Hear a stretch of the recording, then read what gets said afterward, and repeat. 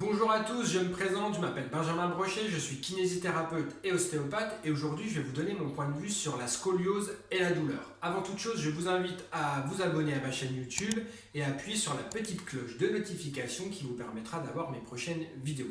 Petit rappel sur la scoliose c'est une rotation du rachis vertébral à un niveau donné, donc ça peut être les lombaires, les dorsales ou tout simplement les deux. Dans cette vidéo, on parlera uniquement des petites et des scolioses modérées. Les grandes scolioses ou scolioses graves, évidemment, sont douloureuses, évidemment, sont gênantes d'un point de vue fonctionnel et évidemment, sont très gênantes d'un point de vue esthétique pour la personne qui est concernée. Alors, est-ce que la scoliose est douloureuse? La réponse est non. La scoliose n'est pas douloureuse de façon classique. Il faut savoir que la scoliose, vous l'avez depuis tout petit et vous allez la développer à votre adolescence ou plus particulièrement quand vous allez grandir sur les périodes de croissance. Et à mon sens, c'est la seule période de votre vie où la scoliose peut être douloureuse. C'est-à-dire que votre corps va tenter de s'adapter à cette déformation vertébrale qui est présente. Et c'est dans cette période d'adaptation que les douleurs peuvent être présentes.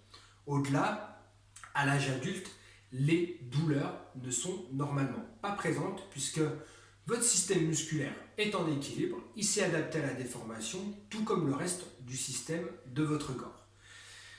Alors, vous avez ma réponse, la scoliose n'est pas douloureuse, sauf pendant la période de croissance qui se situe sur les 8-14 ans ou un petit peu plus si vous avez votre poussée de croissance qui est un petit peu décalée.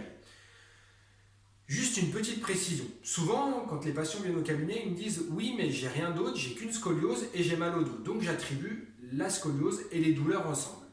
Eh bien, il faut savoir que la majorité des gens qui ont mal au dos n'ont pas de cause identifiable. C'est-à-dire toute la population et dans 80% de cette population va avoir un épisode ou a eu un épisode douloureux au niveau du dos et on ne trouve dans la plupart des cas pas de cause liée à cet épisode douloureux.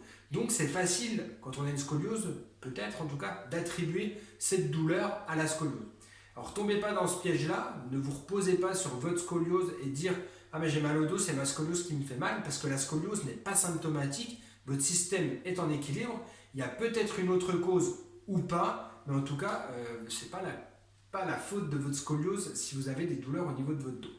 Voilà, je voulais juste, à travers cette vidéo, vous apporter un petit élément de précision, mon avis, parce que voilà, il y a des croyances limitantes, il y a parfois des choses qu'on croit être acquises et qui finalement ne le sont pas. Donc c'est un point d'information qui vous permet de vous dire qu'actuellement, si vous avez mal au dos et que vous avez une petite scoliose, eh ben, c'est tout simplement pas votre scoliose qui est responsable de vos douleurs de dos, c'est autre chose. Cherchez du côté mécanique, hernie, arthrose, blocage musculaire ou même facteur psychologique. Le stress joue également un rôle très important.